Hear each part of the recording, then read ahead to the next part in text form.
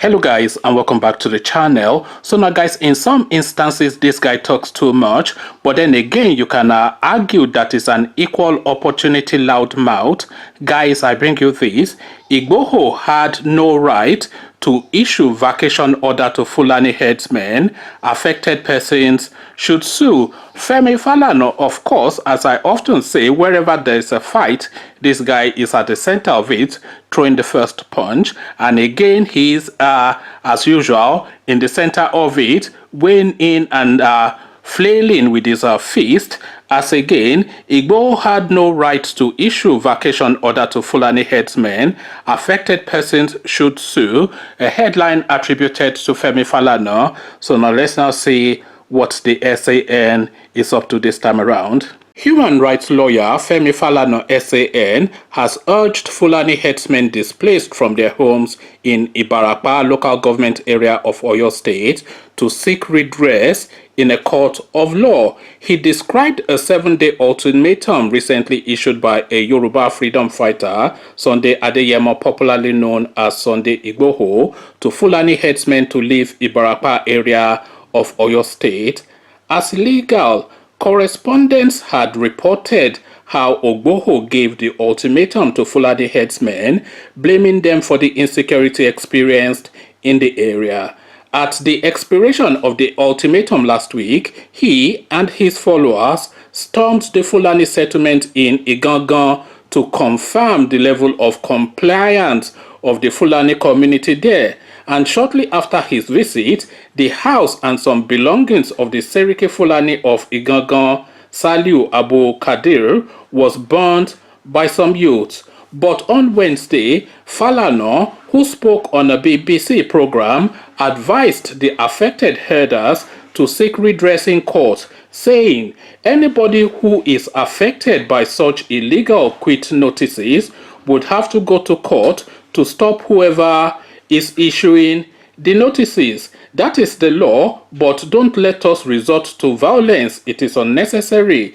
The senior advocate argued that some of the evicted herders had lived in Ibarapa land for many years and have the constitutional right to do so. Falana said, with profound respect under our laws, even a squatter cannot be ejected, and that is why on a daily basis, a tenant is given quit notice by landlords and owners of properties. So, a private citizen cannot wake up and say anybody should leave the community. You must embrace the rule of law. Nobody can do that, not even the government, because Section 43 of the Constitution says every citizen shall have the right to own and acquire properties in any part of the country. The campaign of the human rights community is that if you are born in a place or you have lived for not less than 10 years in any part of the country, you should be considered an indigene and be entitled to all the rights and privileges of the so-called indigenes of the state. So, for me, there is no way I can embrace anyone who has given a quit notice to any group of people. Falana warned against criminalizing people from an ethnic group. He noted that criminal elements must be arrested and prosecuted. We must stop the idea of criminal profiling. If anybody has committed an offense or a group of people have committed an offense, we must fish them out and have them tried under the law. But you can't wake up and say all Yoruba people, all Hausa people are criminals, or Igbo people are criminals. No, it is a fallacy of generalization. He, however, said the failure of government to prosecute those paraded by the police for state offenses had resulted in a situation where private citizens issue quit notices to people of other tribes. The right advocate said the government must ensure that the lives of the citizens are secured. It is the abdication of the duty of the government that has made the Sunday Igbohos to be relevant in the society. That is why private citizens give quit notices to people from other parts of the country. It is not the right way to fight this problem. We need ranches in Oyo State in particular. The largest abattoir in West Africa is located in Oyo State, but the state government has not allowed the abattoir to function for the past 9 years. Is that how to run a country? The scientific way of solving this problem has been abandoned. So why would Sunday Igboho not take over the government of that state? That is what is going on. There are genuine fears and facts on the ground that the lives and property in that state and in many states of the country are not safe. Let the government remove the basis of this quit notice by ensuring that lives and property in Nigeria are safe. So that is Femi Falana for you. No friend, no foe, just the law. So this is just the thing about the Yoruba people. This is both our biggest failing and our greatest strength, because the Yoruba person is all about fair play and balance. So fair play and balance irrespective, even if it's your own son or spawn of you, you still apply those rules of fair play and balance. And the reason why the Yorubas are so particular about fair play and balance is because if you have a level playing field, not only will things go progressively forward, there's equal opportunity for everyone, and then you play to your strength. And if your strength is not in one particular area, you are not then foisted into that area just because of reasons of nepotism or favoritism or whatever. So not for any of those reasons. So if your talents are not in a particular area, then you don't go into that particular area. And then if the talent of the guy from 3 streets away is for that particular area, then the guy from 3 streets away gets to occupy that particular area. And this is, by the way, why the Obasanjo regime recorded a relative success, at least as it applies to Nigeria. Obasanjo had one policy and one policy alone.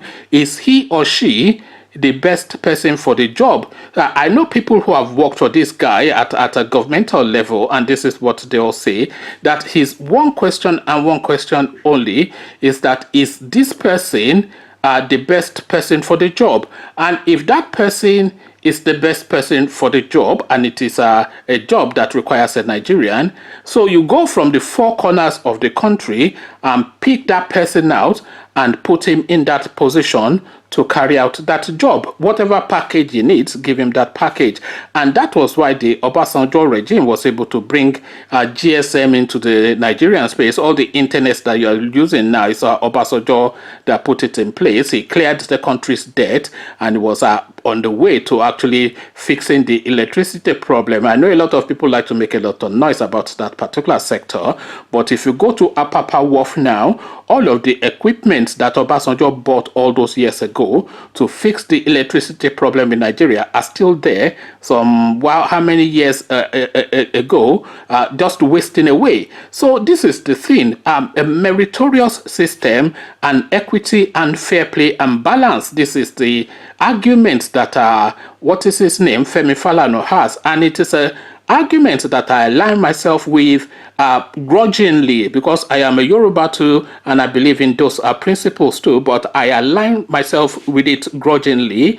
But if we were to say that we want to flip the coin and just chase these people out of our land, fair or not, just chase them out first and then think about if it's fair or not later, I think that is the short, sharp fix to this problem. Just chase them out, because they present now an existential threat to the Yoruba people in Yoruba land. So by whatever means, get them out first, and then we can discuss if it is fair or not after they are resettled back in their base in Yobe and Kebbi and wherever in Niger Republic or wherever they come from. But out of Yoruba land first would really be my instinct. But of course, I still align with this idea of fair play and a balance. So conversations in the comment section, wherever there is an opinion, you can be sure that Femi Falana will be the first to voice his own. But come voice yours in the comment section.